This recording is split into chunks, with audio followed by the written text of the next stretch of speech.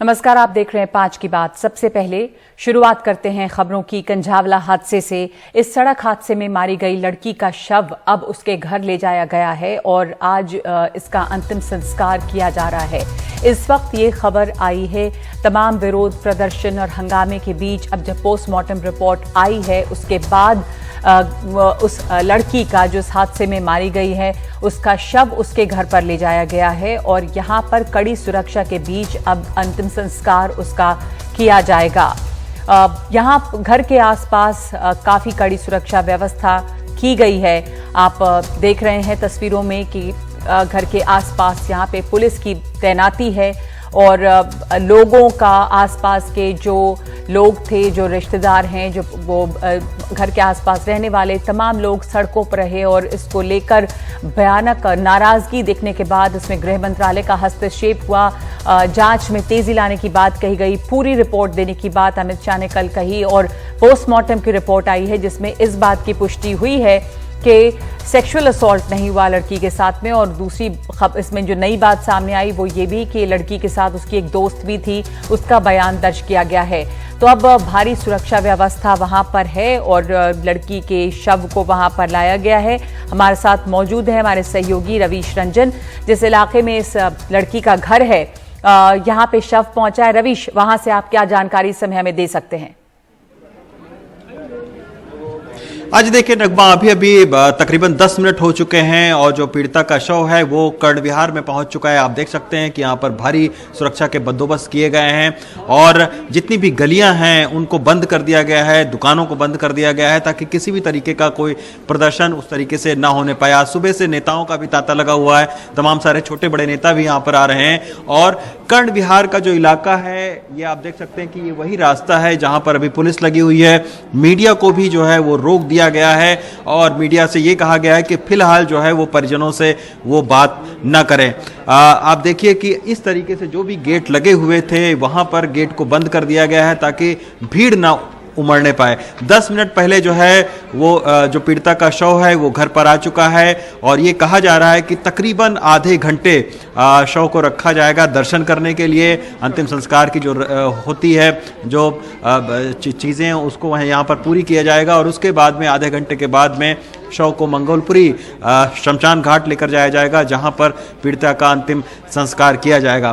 फिलहाल यही कार्यक्रम है। हालांकि जो शव है उसको 4 बजे ही आना था लेकिन पोस्टमार्टम में चूंकि देर हो गई है और आज सुबह से पीड़िता से मीडिया को तो पीड़िता के परिवार से मीडिया को तो नहीं मिलने दिया गया, लेकिन कई सारे जो नेता जो परिवार से मिले हैं अभी वो जब आए और उन्होंने मीडिया से बात की तो उनका यही कहना है कि परिवार अभी तक पूरी तरीके से जो है वो पुलिस की जांच से संतुष्ट नहीं है। परिवार का ये कहना है कि 1.5 घंटे तक पुलिस कहां पर थी और 13 किलोमीटर तक जो है वो पीड़िता के शव को कैसे घसीटा गया, आखिर उस दौरान पुलिस क्या करती रही। तो ये सारे कहीं ना कहीं सवाल जो है वो पीड़िता के परिजन उठा रहे हैं। लेकिन जो पोस्टमार्टम की रिपोर्ट आई है उसमें अभी तक रेप की पुष्टि नहीं हुई है, यानी रेप नहीं हुआ है। अब उसके बाद में उस पोस्टमार्टम के रिपोर्ट को पुलिस ने पीड़िता के जो परिवार है उनको दिखाया है या नहीं ये अभी कहना मुश्किल है। लेकिन अंतिम संस्कार के बाद में ये उम्मीद जताई जा रही है कि हो सकता है पीड़िता का जो परिवार है वो मीडिया से बात करे।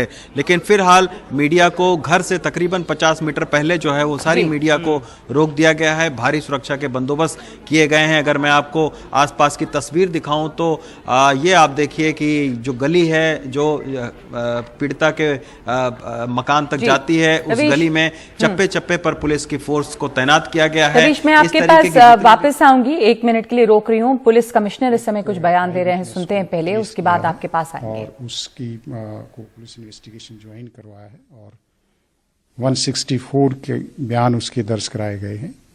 जो 164 के बयान हैं वो पुलिस इन्वेस्टिगेशन के लिए काफ़ी हेल्पफुल हैं और जो झगड़े की बात है अभी कुछ और पहलू हैं जिनके ऊपर पुलिस फर्दर वेरिफिकेशन कर रही है।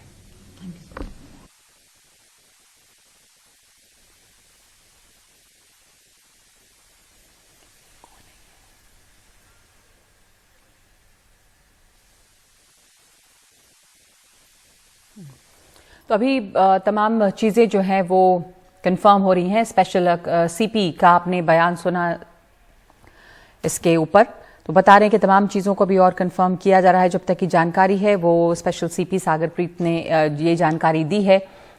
तस्वीर हम आपको दिखा रहे थे और हमारे साथ हमारे सहयोगी जुड़े हुए थे रवीश रंजन शुक्ला। रवीश, अगर आप हमारे साथ अभी भी हैं, आप उस इलाके की तस्वीर दिखा रहे थे, उस जगह की, किस तरह का ये इलाका है और जहाँ पे घर है और जहाँ पे पीड़िता की लाश को लाया गया है और अंतिम संस्कार करवाया जाएगा, तो वहाँ पे काफ़ी भारी सुरक्षा बंदोबस्त भी है।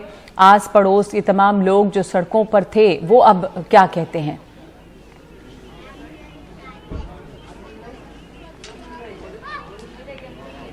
रवीश, आप सुन पा रहे हैं?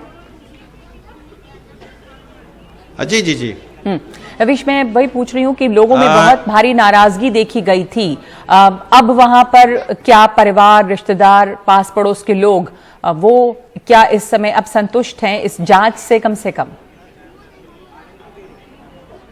जी देखिए, आज सुबह हमारी पड़ोसियों से बात हो रही थी। उनका ये कहना था कि वो जान से संतुष्ट नहीं है। अगर पुलिस थोड़ी सी मुस्तैद होती तो हो सकता था पीड़िता की जान बच सकती थी। और यही वजह है कि आप देख सकते हैं कि गेट को बंद करके लोग अंदर हैं, पुलिस बाहर खड़ी हुई है। और पुलिस की भी यही कोशिश है कि जिस तरीके से आपने देखा कि सोमवार को सुल्तानपुरी थाने के अंदर लोगों ने घुस के तोड़फोड़ करने की कोशिश की और हल्का बल प्रयोग करना पड़ा पुलिस को, तो उसी के वजह से आज एहतियातन पुलिस की भारी नफरी तैनात की गई है। मेन रोड से लेकर और घर तक तकरीबन 1.5 किलोमीटर है अंदर, लेकिन उसके बावजूद चप्पे चप्पे पर पुलिस की तैनाती की गई है। पड़ोसियों का यह कहना है कि जो पीड़िता है वही अपने पूरे परिवार का खर्चा उठाती थी, छोटी नौकरी करती थी और उसके कमाई से पूरा परिवार चलता था। माँ जो है वो बीमार रहती है, तो इसी के वजह से काफ़ी सारी नाराज़गी आसपास के लोगों में थी कि आखिर इस मामले में क्यों नहीं पुलिस ने उचित कार्रवाई की। और जब 31 दिसंबर को पुलिस का यह दावा था कि बहुत कड़ी सुरक्षा व्यवस्था की गई है नए साल के ऊपर में, तब आखिर इस तरीके का वाकया घट जाता है। तो ऐसे में लोगों की नाराज़गी थी और लोगों का ये कहना था कि आखिर वो अपनी जो बेटियां हैं उनको कैसे वो सुरक्षित महसूस करा सकते हैं जब इस तरीके का जो वाकया है वो हो जाता है। तो इसी की वजह से आसपास के लोगों में खासी नाराज़गी थी। अगर मैं आपको पूरा यहाँ का माहौल दिखाऊं तो ये आप देखिए, अभी भी हज़ारों की तादाद में लोग जो है वो आसपास इकट्ठा हैं। हालांकि पुलिस ने उनको अंदर रहने को कहा है और ये कहा है कि ये सारे लोग अंदर रहें। मैं कुछ महिलाओं से भी बात करने की कोशिश करूंगा। तो ये आप देख सकते हैं कि ये तमाम सारी जो महिलाएं हैं वो अंतिम दर्शन करने के लिए यहाँ पर आई हुई हैं, लेकिन चूंकि पुलिस की सुरक्षा बंदोबस्त लगा हुआ है, पुलिस का यह कहना है कि वो भीड़ नहीं इकट्ठा होने देना चाहते हैं, शांति से अंतिम संस्कार यहाँ से हो जाए। तो इसी के चलते जो है वो आप देख सकते हैं कि यहाँ पर महिला, बच्चे तमाम सारे उनको बाहर नहीं निकलने दिया जा रहा। तो इस तरीके से जो माहौल है वो काफ़ी गमगीन माहौल है। लोग काफ़ी ज़्यादा जो है वो नाराज़ भी हैं, संवेदना भी है परिवार के साथ में कि इस तरीके से जो जवान बेटी है उसके साथ ये घटना घटित हुई है। बिल्कुल, अब देखिए एम्बुलेंस जो है वो यहाँ से रवाना होने वाली है, हलचल बढ़ गई है। पुलिस चाहती है कि जल्दी से जल्दी जो है जो पीड़िता का शव है वो जो है यहाँ से रवाना हो। तो ये आप देख सकते हैं कि एम्बुलेंस अब जो है वो यहाँ से अंतिम संस्कार करने के लिए जो मंगोलपुरी का शमशान घाट है उसके लिए रवाना हो चुकी है। और अब जो है वो पीड़िता का जो शव है वो यहाँ से ले जाया जा रहा है शमशान घाट। पूरी तैयारी हो चुकी है। आप देख सकते हैं कि सैकड़ों की तादाद में मीडिया यहाँ पर मौजूद है, देसी विदेशी तमाम सारे मीडिया के लोग मौजूद हैं, पुलिस मौजूद है, लेकिन फ़िलहाल किसी को भी पीड़िता के घर तक जाने की इजाज़त नहीं दी गई है। आप देख सकते हैं कि मेरे पीछे रोने बिलखने की आवाज़ें आ रही हैं। परिवार काफ़ी दुखी है और ये जो पीड़िता है इसी के कंधे पर ये सारा जो परिवार है उसका खर्चा और भरण पोषण चल रहा था। अब यहाँ से एम्बुलेंस आप देख सकते हैं कि रवाना हो रही है। भारी पुलिस की मौजूदगी में, पुलिस की भी कई सारी गाड़ियां हैं। एम्बुलेंस के पीछे रास्ते को भी क्लियर करवाया गया है कि शमशान घाट तक जो है वो तुरंत पहुंचा जा सके, क्योंकि वक्त बीतता जा रहा है और रात को अंतिम संस्कार होता नहीं है। तो इसी के चलते पुलिस की एक कोशिश है कि जल्द से जल्द जो है वो पीड़िता का जो शव है वो यहाँ से रवाना किया जाए। चूँकि लोग भी काफ़ी ज़्यादा गुस्से में देखा गया था लोगों को। पुलिस को भी यही कोशिश है कि जितनी देर यहाँ पर, ये देखिए अंजलि को न्याय चाहिए, ये तमाम सारे इस तरीके के जो बैनर पोस्टर हैं वो यहाँ पर लोग अब निकाल रहे हैं। उनका ये कहना है कि जब तक इंसाफ नहीं मिलता है, क्योंकि गरीब की बेटी है, तो इसके वजह से जो है वो इंसाफ की उम्मीद जब लोगों से आप बात करिए तो उनको कम दिखाई देती है। इसी की वजह से अब सरकार को, पुलिस को भी चाहिए कि बिल्कुल अच्छे तरीके से जांच करे और जो भी इस पूरे मामले में दोषी है, पुलिस वालों की अगर इसमें लापरवाही सामने आती है तो उन पर भी कड़ी कार्रवाई की जानी चाहिए। लेकिन ये आप देख सकते हैं कि जो परिवार है वो अब यहाँ से निकला है और हालांकि अभी बातचीत नहीं करने दिया जा रहा है परिवार से, लेकिन एम्बुलेंस जो है वो पुलिस की मौजूदगी में यहाँ से निकल रही है। सबसे पहले जो है वो पुलिस की गाड़ी है जो कि रास्ते को क्लियर करवाएगी और उसके बाद में एम्बुलेंस है। और मंगोलपुरी का जो शमशान घाट है वो यहाँ से तकरीबन 5 किलोमीटर दूर है, तो उसी के चलते अब ये पूरे रास्ते भर में जो है वो भारी सुरक्षा व्यवस्था लगाई गई है। ये आप देख सकते हैं कि तमाम सारे ये देखिए तमाम महिलाएं हैं, बच्चियां हैं, ये रोते हुए बिलखते हुए परिवार हैं यहाँ पर। ये सारे लोग आप देखिए कि एक बहुत ही गमगीन माहौल है। आप देख सकते हैं कि तमाम आस पड़ोस के लोग हैं। ये देखिए अंजलि की छोटी बहन है, ये रो रही है, तो बहुत ही एक गमगीन माहौल है। चूँकि अंजलि सबसे बड़ी थी अपनी 4 बहनों में, बाकी सब छोटी छोटी बहनें हैं, तो उसके चलते आप देख सकते हैं कि बहुत ही गमगीन माहौल है। और उसकी जो छोटी बहन है वो लगातार रो रही है। पूरा परिवार जो है इस वक्त दुख में है और जाहिर तौर पर अगर इस तरीके का वाकया पेश आता है तो कोई भी परिवार को दुखी होना लाजमी है। गम का एक पहाड़ सा टूट पड़ा है।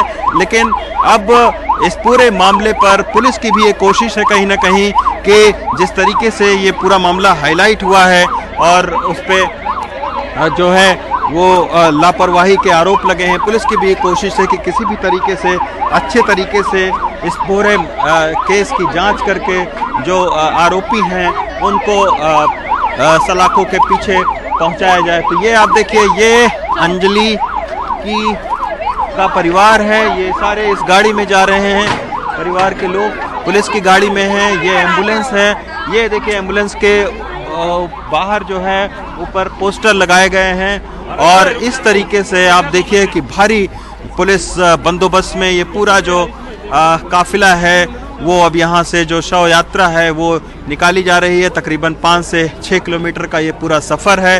तो अब अंजलि का अंतिम संस्कार करने के लिए यहाँ से रवाना हो चुकी है एम्बुलेंस।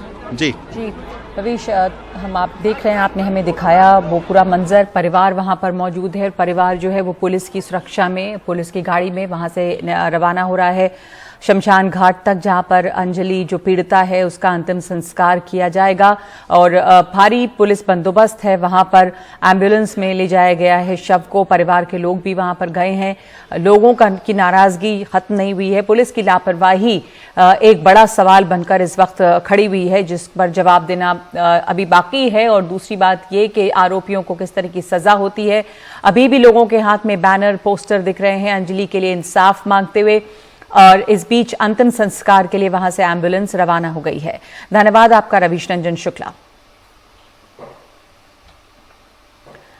और कुछ देर पहले हमारे सहयोगी वेदांत अग्रवाल ने पीड़िता की दादी से बात की। सबसे पहले अपना नाम बताइए। मेरा नाम कांता है।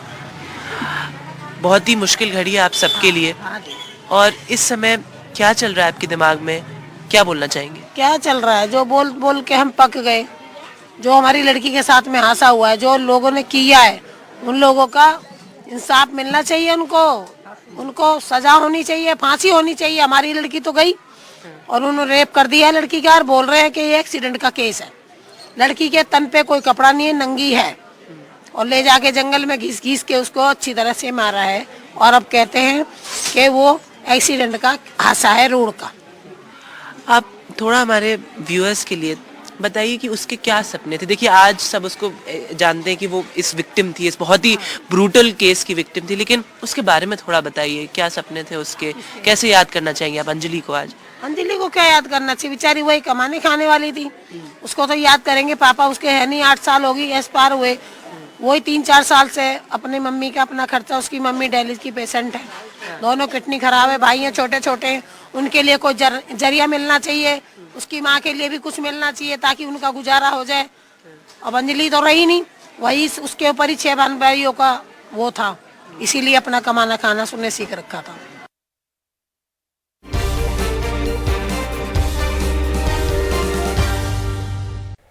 तो अब बात कांग्रेस की भारत जोड़ो यात्रा की, जो गाजियाबाद के लोनी बॉर्डर से उत्तर प्रदेश में प्रवेश कर गई है। यहां राहुल गांधी के साथ प्रियंका गांधी भी 4 दिनों तक यात्रा में साथ होंगी और साथ ही शामिल हो रहे हैं किसान नेता राकेश टिकैत। राहुल गांधी 3 दिनों में यूपी के जाटलैंड में कांग्रेस के समीकरण साधते हुए नजर आएंगे। उत्तर प्रदेश में भारत जोड़ो यात्रा 130 किलोमीटर का सफर तय करेगी और पश्चिमी यूपी के 3 जिलों से गुजरेगी।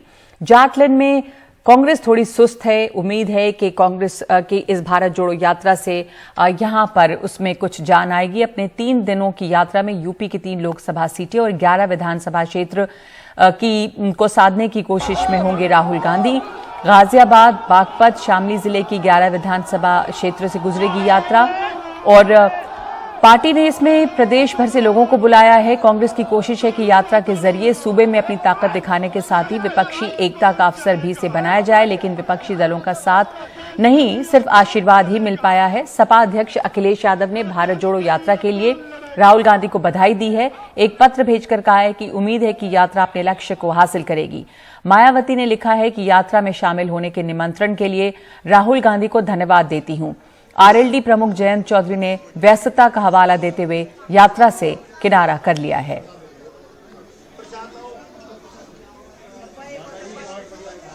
किसी ने मुझे कल कहा भाई ठंड से इन्हें बचाओ, जैकेट तो पहनवा लो। फिर किसी ने मुझे पूछा कि आपको डर नहीं लगता इनकी सुरक्षा के लिए? अब कश्मीर जा रहे हैं, पंजाब से गुजरेंगे, तमाम लंबी यात्रा करेंगे कश्मीर तक, डर नहीं लगता? तो नहीं, मेरा जवाब ये है कि ये सत्य का कवच पहन के चल रहे हैं। भगवान इनको सुरक्षित रखेगा और जब तक आप सब इस देश की सच्चाई को पहचानेंगे तब तक भगवान इस देश की सच्चाई को सुरक्षित रखेगा। पहचानिए, एकता में ही आपका विकास है। सब साथ चलिए, पूरे देश भर में ये पैगाम ले जाइए, एकता, सद्भावना और प्यार का। हम इस देश को बचा के रखेंगे, इस देश को विकसित बनाएंगे और नौजवानों को अपना हक दिलवाएंगे। हमारे सहयोगी सौरभ शुक्ला ने कांग्रेस विधायक आराधना मिश्रा से बात की है। भारत जोड़ो यात्रा उत्तर प्रदेश में पहुंच चुकी है और आज का दिन भारत जोड़ो यात्रा का खत्म हो चुका है। हमारे साथ आराधना मिश्रा मोना है, जो कि कांग्रेस के विधायक भी हैं और सदन की नेता भी हैं कांग्रेस की। मोना जी, कांग्रेस की अब बहुत महत्वपूर्ण ये यात्रा उत्तर प्रदेश में है। आप यही कहेंगे राजनीतिक यात्रा नहीं है, पर राजनीतिक तौर पे भी यात्रा बहुत महत्वपूर्ण है। आपको अखिलेश यादव, मायावती और जयंत चौधरी से सिर्फ ट्वीट मिला है, इस पर आपको क्या कहना है? देखिए, जिस उद्देश्य और जिस लक्ष्य के साथ राहुल जी ने ये भारत जोड़ो यात्रा शुरू की थी, हमारा उद्देश्य उस दिन भी वही था और आज भी वही है। हम इस देश में जो नफरत की एक आंधी चल रही है उसको रोकने के लिए राहुल गांधी जी इस यात्रा को लेकर के चल रहे हैं। जहाँ तक विपक्ष के सम्मानित नेताओं का सवाल है, हमने अपनी महत्वपूर्ण भूमिका, जो हमारी जिम्मेदारी थी, नैतिक जिम्मेदारी थी, हमने वो निभाई। हमने उनको आमंत्रित किया। आना ना आना उनका अपना निर्णय था। हम चाहते थे कि वो सब लोग शामिल हो इस यात्रा में। आप देख रहे हैं किस तरह का उत्साह आज उत्तर प्रदेश में राहुल जी की इस यात्रा में लोगों का रहा है। ये जो लोग रोड पे खड़े हैं, 1 इंच जमीन नहीं दिख रही है, तो ये लोगों का उत्साह है। लोग ये जो राहुल जी के इस लक्ष्य के साथ, इस उद्देश्य के साथ लोग जुड़ रहे हैं। उन्होंने ट्वीट करके अपनी शुभकामनाएं दी, हम उनको धन्यवाद देते हैं। मोना जी, की सारी राजनीतिक जो निर्णय होते हैं उसमें आप इंक्लूड होती हैं, एक इम्पोर्टेंट लीडर हैं आप यहाँ पे। जयंत चौधरी का ना आना क्या खला आपको? क्योंकि हमेशा आप उस परिवार का समर्थन करते रहे, सरकार में भी रखा आपको, उन्होंने भी ट्वीट ही किया। आपको लग रहा था कि वो आएंगे? देखिए, हमें तो सभी से उम्मीद थी, खाली जयंत चौधरी जी से नहीं, हमें अखिलेश जी से, मायावती जी से और भी बहुत सारे हमारे विपक्ष के जो और नेता हैं, और इसी उम्मीद की वजह से हमने उनको आमंत्रण भी भेजा था और हमारे आज भी दरवाजे खुले हैं। हम उनका इंतज़ार रहेगा जब तक उत्तर प्रदेश में रहे। ये हमारी जिम्मेदारी है, क्योंकि मैं कांग्रेस विधानमंडल दल के नेता भी हूँ। तो मैं तो फिर से उनसे आग्रह करूँगी कि वो सब इस यात्रा में राहुल जी के साथ शामिल। तो मोना जी ने कहा है कि अभी भी दरवाजे खुले हैं, विपक्षी दलों के नेता के लिए आ सकते हैं तो आएँ। और फिलहाल ये यात्रा आज के लिए समाप्त है। कल बागपत शामली होते हुए यात्रा हरियाणा प्रवेश करेगी। सहयोगी मनोज ठाकुर के साथ सौरभ शुक्ला, NDTV इंडिया। हमारे साथ इस वक्त मौजूद हैं पैनल पे अतुल लोंडे पाटिल, जो कि प्रवक्ता कांग्रेस के, आलोक वत्स नेता बीजेपी और हेमंत अत्री वरिष्ठ पत्रकार। अतुल जी, आपसे शुरुआत करना चाहूंगी। विपक्षी दलों का आशीर्वाद मिला, लेकिन कोशिश ये रही कि विपक्षी एकता भी इस यात्रा के जरिए नजर आए। चाहे मायावती हो, चाहे अखिलेश यादव हो, चाहे जयंत चौधरी हो, इनका आशीर्वाद मिला पर साथ नहीं। इससे थोड़ी मायूसी हुई है। ऐसा ये कारवां तो निकल पड़ा है अपने मंजिल की तरफ, और ये भाषा, प्रांत, धर्म, जात सबको एक साथ जोड़ता हुआ देश को तिरंगे के तले लेकर चल रहा है। कोई साथ मिल रहा है, कोई विचारों से साथ मिल रहा है। किसी की असमर्थता होगी तो हर्ज नहीं, मोहब्बत की रैली है, जोड़ने की रैली है। तो विचारों से जो जुड़ रहे वो विचारों से जुड़ रहे, जो साथ में चल पा रहे वो साथ में चल पा रहे। ये रैली जाएगी, श्रीनगर जाएगी और झंडा लेके जाएगी, वहां पे सारे देश का संदेश लेकर जाएगी, नफरत छोड़ो का संदेश लेकर जाएगी, और देश को एक साथ एक सूत्र में जो हमारा संविधान बताता है उसकी याद दिलाएगी। और सबको एक साथ लेकर आज तक जो सफलता मिली है उसके लिए हम सबका शुक्रगुजार है उससे। जी, हेमंत अत्री जी, यहाँ पर साथ मिलता अगर विपक्षी दलों का, तो क्या विपक्षी एकता का संदेश ज्यादा मजबूती से जाता? कांग्रेस की कोशिश रही कि सबको साथ लेकर चले, लेकिन जयंत चौधरी जैसे नहीं आए। मायावती ने भी कहा कि धन्यवाद बुलाने के लिए, निमंत्रण के लिए धन्यवाद दिया। अखिलेश ने भी, लेकिन साथ नहीं आए। तो इससे अगर इनका साथ मिलता तो क्या बदलता यहाँ पर इस यात्रा में? नगमा जी, देखिए, अभी तक जो यात्रा चली है 3000 किलोमीटर, करीब करीब 120 दिन में, इसमें अब तक जो भी एलाई पार्टनर रहे हैं यूपीए के अंदर, जो अब यूपीए का हिस्सा है, चाहे वो केरला से लेकर के यहां तक देख लीजिए, हर जगह उन्होंने शामिल हुए, चाहे वो एनसीपी है चाहे दूसरी पार्टी है। अब सवाल यह कि उत्तर प्रदेश में जो आपने कहा वो स्थिति बन सकती थी अगर राहुल गांधी ने दिल्ली में यह ना कहा होता कि समाजवादी पार्टी का कोई राष्ट्रीय परिप्रेक्ष्य नहीं है। इससे कहीं ना कहीं, देखिए, एक बात तो यह कि समाजवादी पार्टी हो, बसपा हो या रालोद हो, उन सबके पास जो वोट बैंक है वो कांग्रेस का ही छिटक के गया है। और आज उत्तर प्रदेश में कांग्रेस की स्थिति यह है कि 1 लोकसभा सीट है 80 में से, और केवल 2 विधानसभा सीटें। तो कांग्रेस पार्टी का कोई बहुत बड़ा जनाधार वहां उस शक्ल में नहीं है। 2% के आसपास उनकी जो वोट शेयर है। अब सवाल यह है कि ये लोग क्यों आए इसके अंदर, जब राहुल गांधी ने उनको ये कहा, एक तरीके से उनको इरिटेट किया है। और दूसरी बात यह है कि आज की तारीख में जिस तरीके के दबाव है तमाम जो विपक्षी दल हैं, उनमें से कोई भी आज उनके साथ मिलकर के अपने भविष्य के पत्ते नहीं खोलना चाहेगा। इसलिए आपने देखा होगा, कभी भी कांग्रेस जैसी राष्ट्रीय पार्टी अपने जो संभावित सहयोगी दल हैं उनसे बात करने के बाद ही चिट्ठी लिखती थी और निमंत्रण देती थी ताकि वो शामिल हो सके। ये पहली बार है कि चिट्ठी भी लिखी गई और उसके बावजूद भी किसी नेता ने आना ठीक नहीं समझा। ये बहुत आने वाली स्थितियां बिल्कुल स्पष्ट है कि विपक्षी एकता इतनी आसान नहीं होने जा रही है जैसा कि लोग देख पा रहे हैं। जी, पर आलोक वत्स जी, मैं आपके पास आऊंगी, हेमंत अत्री दोबारा से आपके पास दोबारा आऊंगी। हमारे साथ राकेश टिकैत भी जुड़ गए, उनके पास जाऊंगी। पर जल्दी से आलोक वत्स जी, राकेश टिकैत का भी साथ मिला है इस इलाके में, जाटलैंड में, और इससे काफी बल मिल रहा है इस यात्रा को। अब बहुत उत्साह है कांग्रेस में। देखिए, राकेश टिकैत की कितनी कुवत थी ये विधानसभा चुनाव ने बता दिया था। वो अपने क्षेत्र में हार गए थे, तो राकेश टिकैत अब कहने को ही एक टाइटुलर हेड है, कोई जनाधार उनके पीछे नहीं है। और रही बात कांग्रेस की, तो कांग्रेस कन्याकुमारी से जो चल पड़ी है यहां तक, और बार बार विपक्ष को अपने साथ साधने की कोशिश कर रही है, लेकिन उत्तर प्रदेश आते आते ये सिद्ध हो गया कि कोई उनको अपना नेता मानने को तैयार नहीं है, और अकेले चना भार नहीं फोड़ सकता, ये वो जानते हैं। अकेले इनसे कुछ नहीं होने वाला, इसलिए ये ढाक के 3 पार्ट होके रह जाएंगे, और इससे कुछ नहीं होने वाला है। ना भारत टूटा था, ना भारत टूटेगा मोदी जी के रहते हुए, और ना भारत में कभी अखंड भारत है, अखंड भारत ही रहेगा जब तक मोदी जी रहेंगे। आप लोगों पर इस चर्चा के लिए हेमंत अत्री, आपसे भी समझना है कि क्या संदेश जा रहा है कि कोई इनको अपना नेता मानने के लिए नहीं तैयार, या क्या, मैं आपसे जानना चाहूंगी अतुल जी के ये उत्तर प्रदेश के इन इलाकों में कांग्रेस को कितना बल मिलेगा इससे, या जो कह रहे हैं आलोक जी, उसका आपसे जवाब लूंगी। पर हमारे साथ जुड़ गए हैं राकेश टिकैत जो इस यात्रा में शामिल हैं, तो पहले उनके पास।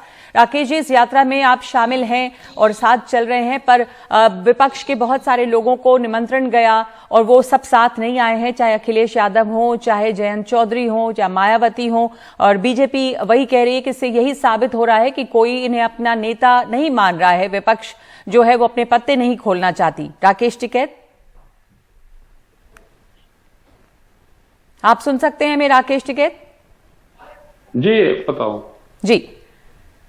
आप इस यात्रा में शामिल हैं, इस यात्रा को किस तरह का रिस्पांस पहले तो बताएं। आप साथ चले, कुछ कितना क्या दिख रहा है उत्तर प्रदेश के इन इलाकों में? नहीं, हम साथ नहीं हम गए, हमारे जो लोग हैं, क्योंकि हम नॉन पॉलिटिकल लोग हैं और हमारे आंदोलन में सभी पार्टियों के सभी विचारधारा के लोग हैं। कुछ लोग जाना चाहते हैं तो हमने उनको रोका नहीं, वे शामिल हो सकते हैं। हमारी तो 9 तारीख में मीटिंग है इनसे, हमने कहा कि हम मीटिंग आपके साथ करेंगे और मीटिंग हरियाणा में होगी। आप समर्थन दे रहे हैं इस यात्रा को? समर्थन ऐसा है कि आप नहीं भाई, समर्थन तो जब हमारे लोग जा रहे हैं तो वे कहीं पे भी जा सकते हैं।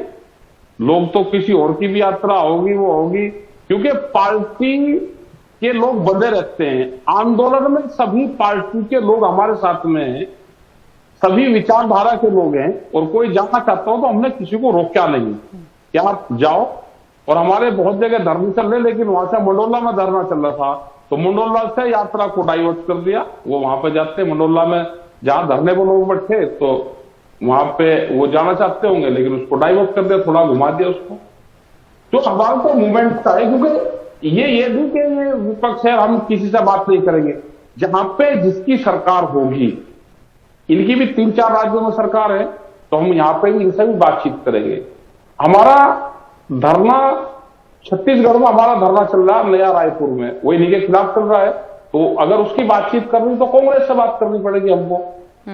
तो जो आपकी मीटिंग है राकेश टिकैत जी, जो मीटिंग है 9 तारीख को, उसका क्या एजेंडा होगा? किस बारे में बातचीत आपकी है इनसे? एजेंडा मेन पे जो हाँ स्टेट में की सरकारें हैं वहां पे जो प्रॉब्लम है और ये क्या बेहतर और कर सकते हैं किसानों के लिए, अपने मुख्यमंत्री को अपने जहां वहां की सरकारें हैं उसको बताएं।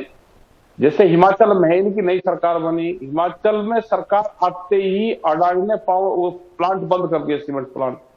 वहां के लोगों को दिक्कत है, वहां के ट्रांसपोर्टरों को दिक्कत है, वहां की सेब की जो सेब का किसान है वो पूरी खरीद वहां पे अडानी करता है, वो रेट को डाउन और अप करता है, तो उसकी क्या पॉलिसी बना सकते हैं। और रायपुर का जो धरना चल रहा है नए रायपुर के, उसके संबंध में बात करेंगे, रायपुर में क्या कर सकते हैं। तो ये राजस्थान के जी जो भारत जोड़ो यात्रा है, जो भारत जोड़ो यात्रा है वो उत्तर प्रदेश के इस इलाके से गुजर रही है जहां पे जो किसानों का बेल्ट है, जाटलैंड है, इस पर आप भारत जोड़ो यात्रा के बारे में क्या आपके विचार हैं? क्या हासिल कर रही है ये यात्रा? यात्रा ये है कि यात्रा करनी चाहिए लोग, अगर वो सत्ताओं में नहीं है तो फिर यात्रा करनी चाहिए, मूवमेंट करनी चाहिए और सरकारों से बातचीत करना चाहिए। जब तक नहीं बताओगे, नहीं लोगों को जोड़ोगे, क्योंकि इनका पॉलिटिकल सिस्टम है, तो पॉलिटिकल सिस्टम में वोट चाहिए, तो वोट के लिए लोगों को काम करना चाहिए। इनको ये अपने इस पर लगे हुए हैं, तो अच्छी है यात्रा। यात्रा तो अच्छी है, किसी की यात्रा को उसको हम क्यों खराब बताए? ये खबर ये काफी ये सब लोग कहने लगे कि राकेश टिकैत का समर्थन मिला है यहाँ पर यात्रा को। हमने ये कहा कि भूमि अधिग्रहण एक्ट में अगर देश में 2013 के बाद में किसी की भूमि अधिग्रहण हुई है और उसको 2 रुपया ज्यादा मिले हैं, तो राहुल गांधी की बहुत बड़ी देन उसमें है। सब लोगों को पता रहना चाहिए कि राहुल गांधी का भूमि अधिग्रहण एक्ट में बनवाने में बहुत बड़ा योगदान रहा है जी। ये इसको जो बीजेपी के लोग हैं ना, बीजेपी सरकार है, बहुत बड़ा फंड इसको कमजोर करने पर लगा रहे कि ये कमजोर है, ये जानता कुछ नहीं, ये किसी काम पे लगता है, ये सच बोलता है, इसकी गलती है कि सच बोलता है, दूसरी तरह झूठ नहीं बोलता। भाई यात्रा कर रहा है एक ही टी-शर्ट में, मनसर वो आगे तक जाएगा, बर्फ भी पड़ेगी, वो एक ही टी-शर्ट में जाएगा, ये सिखाएगा कि मैंने एक ही टी-शर्ट में यात्रा कर दी। जो बाकी पार्टी है, पॉलिटिकल पार्टीज, उनको भी निमंत्रण दिया पर वो लोग भी शामिल नहीं हुए। तो ऐसा लगता है, बीजेपी कह रही है कि साफ है कि इनको कोई नेता नहीं मान रहा अपना, चाहे वो मायावती हो, चाहे वो अखिलेश यादव हो, चाहे जयंत चौधरी हो। नहीं, ये यात्रा विपक्ष की नहीं है। सब लोग ये कर रहे हैं, ये यात्रा कांग्रेस की है। वो पर निमंत्रण तो विपक्ष को दिया था ना, वैचारिक तौर पे वो सब साथ हैं। देना चाहिए, लेकिन दूसरे आदमी क्यों जाएंगे भाई? यात्रा कांग्रेस की है तो वो, क्योंकि इनके समझौते भी नहीं है, तो यात्रा केंद्र की है और यात्रा केंद्र को करना चाहिए। जो लोग समर्थन दे रहे हैं, जनता आ रही है, देखने आ रही है, मिलने आ रही है, यात्रा हो रही है, एक चर्चा है। देखो, कोई भी आदमी आगे बढ़ता है जब तक उसकी चर्चा नहीं होती। आज सब लोग इस यात्रा की चर्चा करते हैं, तो दुनिया में वैचारिक क्रांति सबसे बड़ी क्रांति होती है। इन्होंने अपने विचार दिए, चले 2 महीने 3 महीने प्रेस में, मीडिया में, आम लोगों में चर्चा में रहे। तो चर्चा सबसे बड़ी चीज होती है, चर्चा में रहना चाहिए आदमी को और काम करना चाहिए। हमने ये कहा इनको कि आपकी जहां जहां पे सरकारें हैं, आप वहां पे किसान का, गांव का, गरीब का, आदिवासियों के चेहरा बने, उस पर काम करना चाहिए इनको। जी जी, ठीक है, धन्यवाद आपका। आप कह रहे हैं कि यात्रा अच्छी चीज है और यात्रा जो है उस दौरान पे बातचीत भी होगी, लेकिन ऐसा नहीं है कि आपने समर्थन दिया है। तो अतुल लोंढे पाटिल, ये इस पर आपकी प्रतिक्रिया? विपक्ष की यात्रा नहीं है ये यात्रा कांग्रेस की है। ये टिकैत साहब भी कह रहे हैं कि बातचीत करेंगे, कोई समर्थन नहीं है इसका।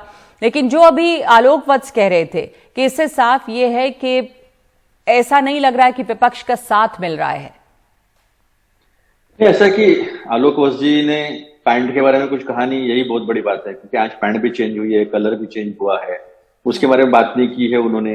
अगर उन्हें लगता है कि यात्रा में कुछ दम नहीं है, ये यात्रा का कोई संबंध नहीं है, तो फिर वो उसकी इतनी चर्चा क्यों करते हैं? अखंड भारत, शायद आलोक वत्स जी तो सपोर्टर है, सपोर्ट करते हैं, लेकिन अखंड भारत की कंसेप्ट उनको पता नहीं है। वही लोग अखंड भारत की बात करते हैं जिन्होंने भारत को तोड़ा है और उसके पहले मानसिक विभाजन किया था। उन्होंने जो कहा उसका जवाब आप देंगे कि वो कह रहे हैं कि जब अखिलेश यादव ना आए, मायावती नहीं आई, तो ये संदेश जाता है कि विपक्ष नेता नहीं मानता, अभी भी ऐसा कोई एकता नहीं दिख रही। आपको क्या? नगमा जी, मैं वही बात बता रहा था कि जो लोग अखंड भारत की बात करते हैं, उन्होंने ही इस देश का पहले मानसिक विभाजन किया 40 के दशक में, और उसकी परिणति जो है हेमंत तत्री जी ने भी अभी कहा था कि राहुल गांधी ने जो बयान दिए थे पहले समाजवादी पार्टी को ही लेकर, तो इरिटेट हुए थे वो नेता और इसलिए साथ नहीं मिल पा रहा है। आपने सुना होगा अभी हेमंत तत्री को। नहीं, परिप्रेक्ष्य है, सपा जो है वो राष्ट्रीय स्तर पर है क्या? तो नहीं है, वो है उत्तर प्रदेश के स्तर पर। तो उन्होंने यही कहा था, साथ मांगा था, उन्होंने एक बात कही। और राहुल गांधी जी ने खुद कहा था कि मैं राहुल गांधी को कब का पीछे छोड़ के आया हूं, और ये यात्रा अभी मेरी यात्रा नहीं है, यात्रा जनता की यात्रा है। और जनता जिस तरह से आ रही है, देखिए, अगर महिलाएं रंगोली डालती हैं, शाम को दिए लगाते हैं और उनका स्वागत करते हैं, उनसे जाकर मिलते हैं, उनसे जाकर अपनी बातें रखते हैं, और इन्हें आई भी लगानी पड़ती है कि क्या आपने राहुल गांधी जी से क्या बात की, आपने राहुल गांधी जी को क्या निवेदन दिया है। तो घबराहट, बौखलाहट जो है, वो किसी यानी बिल्ली खंबा नोचे वाला जो किस्सा है, वो स्पष्ट तरीके से दिखता है। लेकिन मैं एक बात बता दूं, हर जगह जिन्हें मिलना था मिले। एनसीपी वाले आए, शिवसेना वाले आए, बहुत सारे लोग जो है तमिलनाडु से लेकर डीएमके से लेकर काफी लोग जो है वो इस यात्रा में आए। अभी राकेश टिकैत जी ने एक बहुत बड़ी बात कही, जिस बिल की वजह से, भूमि अधिग्रहण बिल की वजह से आज किसानों को पैसा मिल रहा है, किसानों को एक अस्तित्व जो है उनका वो मान्य किया गया है, उसे तोड़ने की 4 बार अध्यादेश लाकर कोशिश की है भाजपा ने। उस पर बिहार का चुनाव होता, अगर चुनाव यही परिप्रेक्ष्य है तो फिर मोदी जी चुनाव हारे हैं ना, कर्नाटक में हारे हैं, मध्य प्रदेश में हारे, राजस्थान में हारे, छत्तीसगढ़ में हारे, पंजाब में हारे, महाराष्ट्र में हारे, गोवा में हारे, मेघालय में हारे, मणिपुर में हारे। तो ये एक अलग है, अभी हिमाचल में भी हारे, तो ये बात एक अलग बात है। और आज देश का जो मानसिक विभाजन हुआ है, तो क्या इंतजार करें देश को पूरी तरह टूटने तक? ठीक है, इंतजार करें। एक छोटा सा ब्रेक ले लूं। हेमंत तत्री आपके पास आऊंगी इसके बाद कि इस यात्रा से इस बेल्ट में कम से कम क्या हासिल कर पाएगी कांग्रेस। एक छोटे से ब्रेक के बाद लौटते हैं।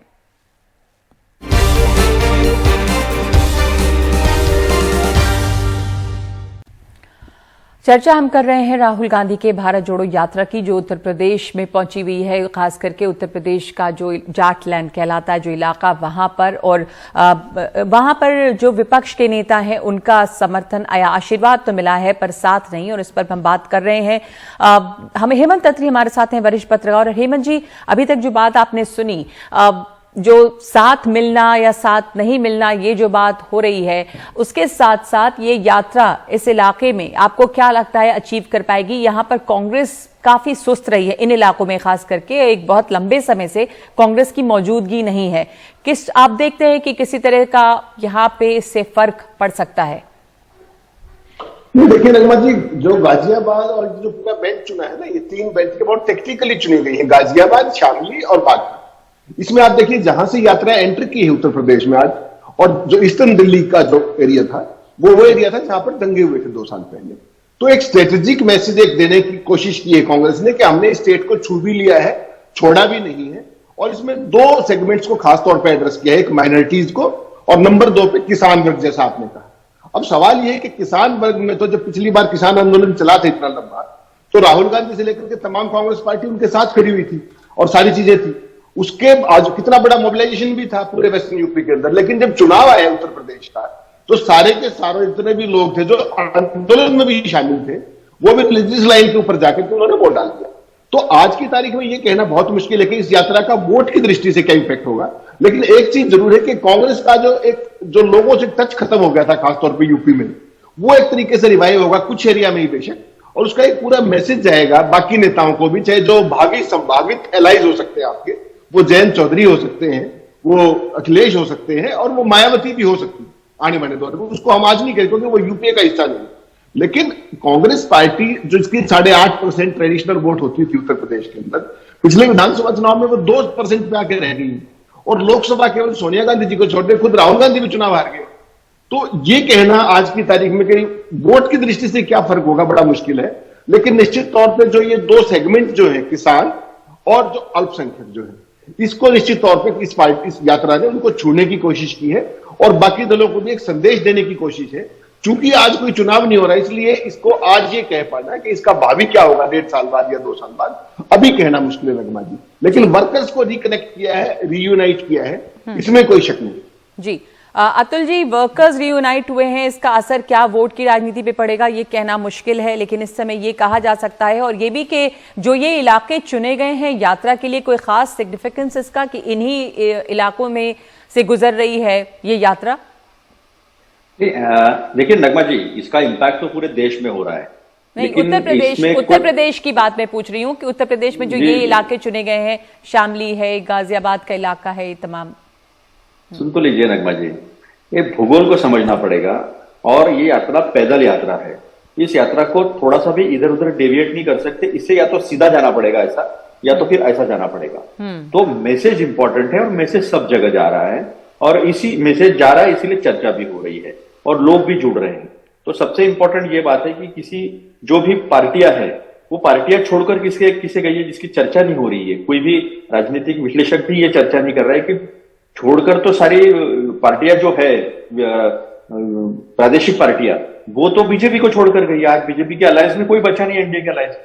क्यों? उन्हें डर लग रहा है कि ये खत्म कर रहे हैं। जैसे शिवसेना, जो कोशिश की गई है शिवसेना को खत्म करने की, ऐसे हर राज्य में अलायंस पार्टनर को खत्म करके वहां अपना अस्तित्व बनाने की कोशिश में वो सब पार्टियां छोड़कर गई है। लेकिन ये यात्रा जो है, यात्रा इंक्लूसिविटी की यात्रा है।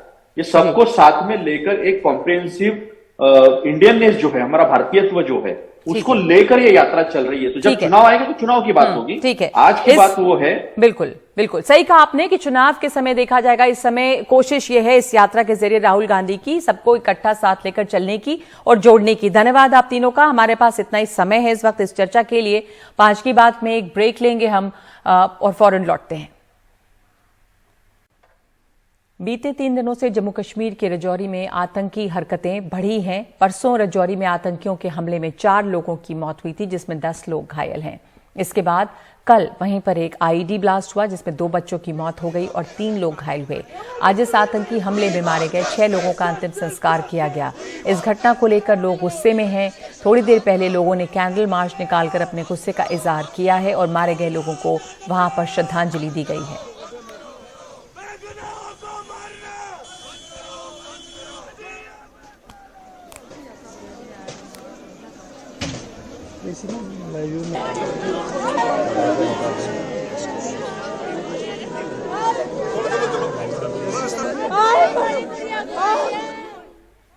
उधर कर्नाटक में बेंगलुरु में एक 19 साल की लड़की की उसके कॉलेज परिसर में एक अन्य छात्र ने चाकू मारकर हत्या कर दी है।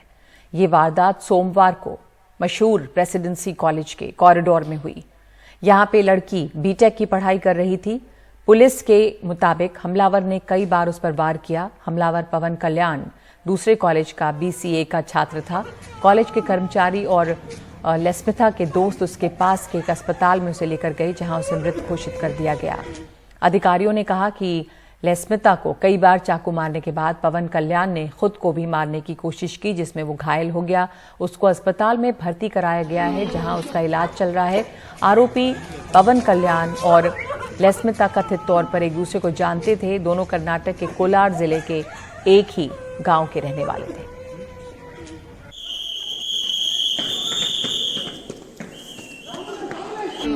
Two to 3 years since they were known to each other.